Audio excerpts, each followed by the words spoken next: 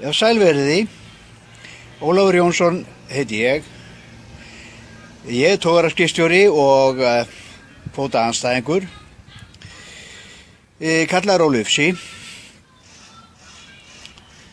Það er svo gaman að því þegar maður er að spjalla svona á bókinni og þangað eigi því öll að koma. Við erum að spjalla þarna og taka á þessum málum sem er í gangi í kringum kjör fólks og út af hverju þetta er að fara svona illa í höndunum á okkur.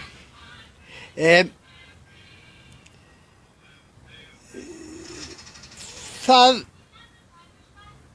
er svo skrítið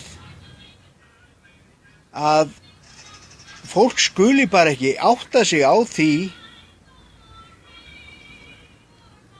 eftir þína gífurlegu uppbyggingu sem var fyrir kvótakerfið þegar við vorum í sóknarmarkinu og frelsið var í gangi, að þá varð svo gífurlegu uppbygging. Fólk er ekki alveg að ná þessu.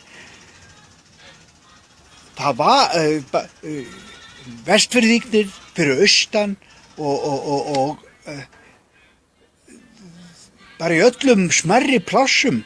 Einn togari þýddi bara flotta vinnu fyrir alla og góð kjör. Bónuskerfi voru í gangi og þeir sem lögðu sig fram, þeir höfðu það bara fínt, byggðu sín hús og voru ekkert í skuldavafstri eða neitt. Svona var þetta.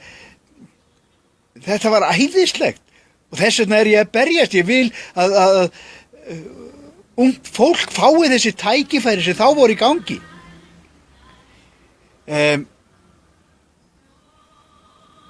Þetta er það sem einokunin sem fylgdi kvótanum er búin að eyðileggja.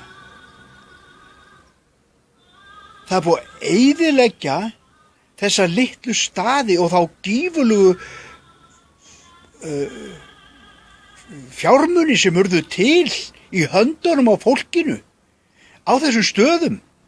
Ekki eins og þetta þrælahald sem er núna eftir hrun, það sem fiskvinnslufólki var bara skammtað úr nefa eitthvað. Það fær ekkert að njóta til dæmis gengisfellingarinnar. Af hverju var gengisfellingin sneðin hjá fiskvinnslufólkinu? Fiskvinnslufólk gæti að hafa nákvæmlega 100% hærri laun en þau hafa í dag. Þrátt fyrir jólabónusinn frá Þorsteini Má. 100% hærri laun á mánuði. Þannig væri það. Eða væri ekki þetta helvítis kvótakerfi. Og við verðum að skilja þetta. Þetta gerði það að verkum að verslun og viðskipti og skólar og hjúkrunarstofnanir. Við reistum læknamiðstöðvar allt land af því að það var nógur peningur út á landi og fólk þurfti þessa þjónustu. Að sjálfsögðu, allir þurfa þjónustu, lágmarksþjónustu. Það er ekki hægt núna. Það er ekki af því að samfylkingin kemst ekki upp með að skattleggja, ætla réttlæta kvótakerfið með því að skattleggja kvótahafana. Einhver mesti fíflagangur sem hefur nokkuð tíma sést. Spilti stjórnmálamenn ætla að gefa blessun sína á ógeðslegt óréttlæti kvótakerfisins. Gefa skít í sjómennina sem líða fyrir mannréttindabrotin. Af því að þeir ætla bara að fá skatt. Þeir verðum ekki hundsvit á sjávarútvegi og veit ekkert út á hvað það gengur. Ég kynntist því svolítið þegar ég var hjá Bæjarútgerð Reykjavíkur. Bæjarútgerð Reykjavíkur var æðislegt fyrirtæki. Það hafði bara einn djöful að draga. Sá djöfull var útgerðarráð. Þar sem stjórnmálamenn komu og sögðu þessum tveim flottu, góðu forstjórum hvernig er þetta að haga sér með fyrirtækið. Einu sinni þegar ég var alveg brjálaður út af ákvörðunartöku sem var tekin, þá buðu forstjórarnir mér að koma á svona útgerðarráðsfund væri mjög gott að tengja mig við þessa pólitísku vitleysinga sem voru þar. Þess að gera langa sögu stuttu, krakka mínir. Þetta var mesta vitleysinga samkoma sem ég hef komið inn á. Pólitíkusar. Hvaða fólk er þetta? Hvaða fólk er þetta að fara að segja mönnum sem eru vanir sjómennsku, mönnum sem eru að reka sjávarútvegsfyrirtæki og standa sig vel í samkeppninni? Hvað er þetta fólk að ætla að fara að segja hvernig á að reka sjávarútveg? Hvað er þetta fólk að fara að segja okkur að hér skuli vera kvótakerfi? Hendum þessu fólki út af Alþingi. Svona vitleysingum eins og þarna kom fram í þessu samfylkingar bulli að ætla að fara að skattleggja sjávarútveginn en leyfa þeim að halda kvótakerfinu. Kvótakerfið er það sem er að. Og nú ætla ég að halda áfram og róa með aðeins.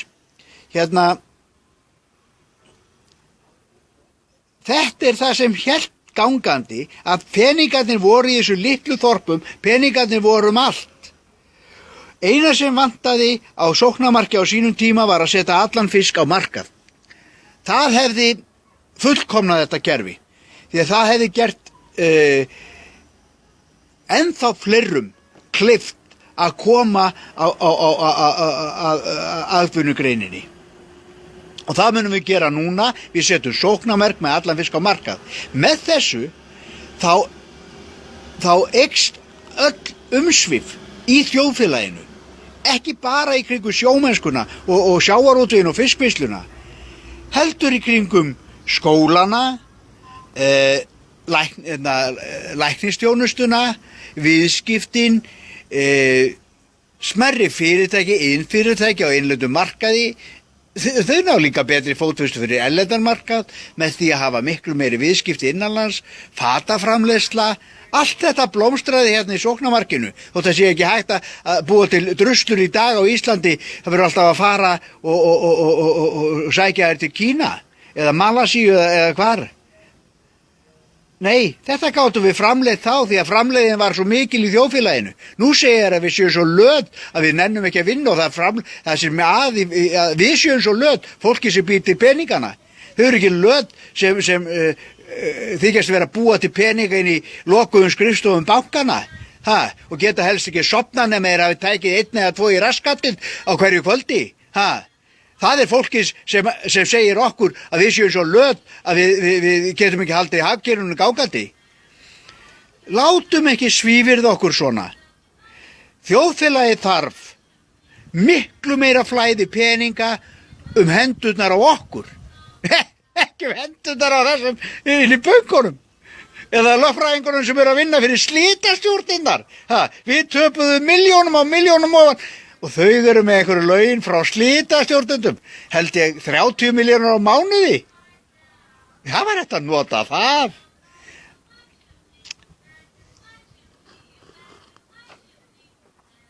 Þetta var bara svona jóla. Takk fyrir í dag.